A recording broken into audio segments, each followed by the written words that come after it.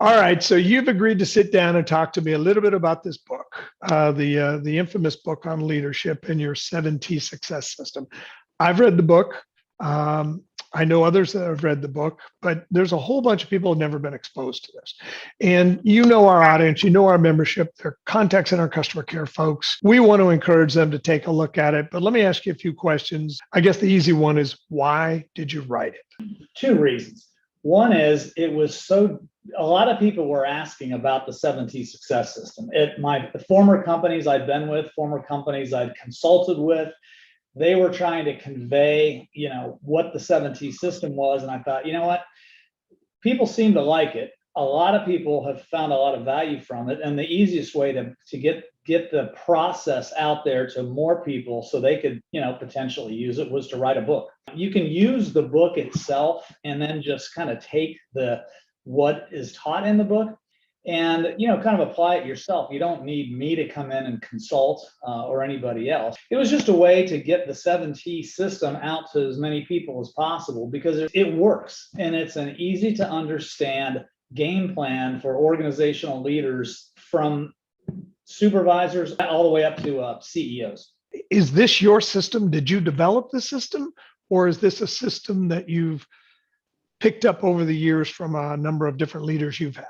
Yeah, I developed it, and it was interesting, and the book gets into this, the way that it kind of came about. After having worked in real contact center jobs, being a leader of contact center operations, one of the organizations I was with, we actually sold. So I had some time after the sale. So I'm going to get into consulting. Well, the first job that I took, I'm thinking, well, I'm just going to go in there and kind of offer suggestions of how this contact center could improve. And then I thought, that's not a good game plan. So I went back and I thought of all of the different areas that are important to running a successful contact center. And I wrote them all down. And as I was writing them down and getting them on paper, I noticed that there were really 7 distinct components of an organization that one would need to look at as a consultant or as a leader of a contact center. Most of them started with the letter T. What I came up with was, in order, targets. First of all, what's your objective here as a contact center? What are your key performance indicators? What are you trying to measure? What's your vision, mission statement? So what are your targets? That's the first T. Talent. Who do I have to help us get to those targets? Technique. What does the talent do to succeed and work toward hitting those targets? Tools. What's the technology? What are the facilities? So the tools are like another 2 T's kind of under them, technologies and facilities. What's the tone? Now I had to stretch for this one because it's really the culture of the organization, because that's important too and often gets overlooked. Training, so once you have targets in place, you've got talent, you've got technique that your talent is executing, and you got the tools, there to support those techniques. Well, you have to train folks on how to use those tools, and you have to train them on everything else, including the culture and tone. And then finally, tracking. Once you're doing all these, the first 6 T's, is that working or not? And that's where tracking becomes important. Running a large contact center, I took the 7T system with me and, went in. The first thing I would do is look at an organization and look at all of those 7 T's, each one of those components and all the elements that are necessary to make those components effective. Last question here. You mentioned supervisor to CEO. Can you share a little bit about maybe a experience or examples of people that have implemented it, and what was the impact? Yeah, I'll start with the first, my first job. It was with a large travel organization. This is in a consulting role. Story I told of panicking a week before I started my consulting gig and coming up with the 7 T's and putting it together. A massive success because I used the 7T system. And it was funny because the first day I met with the CEO and I said, what are your targets? And she had not thought of all of the targets necessary and really even packaged them in a way that was communicated to their people. And then we talked about, okay, since these are your targets, do we have the right talent in place? What's your organizational structure look like? Do you have the right ratios in place to accomplish these things? Do you have the right positions to accomplish these things? It was about a 6-week project.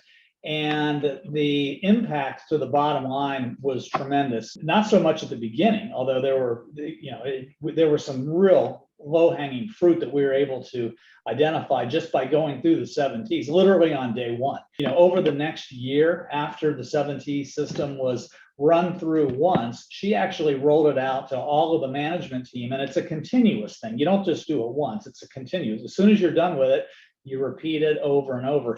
And they were able to increase revenue by over 25%, but more importantly, increase their margin by over 50% the first year. And it was highly attributed to the 7T system. So that's at a CEO level. I think the biggest impact, though, can be made at that supervisory level. So many times supervisors are promoted and get literally no training at all. And if they do get any training, it's just some kind of technical training of, well, how do now I need to use this system, or now I need to access this database. How do I do it? That's technical stuff. Rarely are supervisors or any other brand new leaders taught leadership skills. Do you teach and train your supervisors how to be leaders? 99% of the time, the answer is no. So the 7T system, when I was at a major outsourcer, we implemented the 7T system really for everybody, but the focus was on the supervisory level. And it's the first thing that we trained them on as they became supervisors. And what it did for them, it gave them a simple game plan to look at. What are my targets? How do I manage the talent on my team? What techniques are we using on calls and chats and interactions? What kind of tools, and am I leveraging the tools the right way? How am I building and enforcing not only my company's culture, but my own team culture? And am I doing everything I can to train everybody on all these T's? And then finally, tracking the things that really matter. Great for a CEO level and an enterprise level. It's really great for frontline supervisors that rarely, if ever, get this type of training. Most of the energy and effort we hear from really does deal at the director, VP level and up. Whether it's a system-wide technology refresh or a CRM system or whatever, rarely do we hear about the really getting down. In fact, we just had a town hall on this, really dealing with training at the supervisory level. So, all right, well, listen, I'm going to encourage folks to continue to click on, take a look at the book, buy it on Amazon, I'm assuming. We'll provide the link. They often will say people don't get rich doing these things.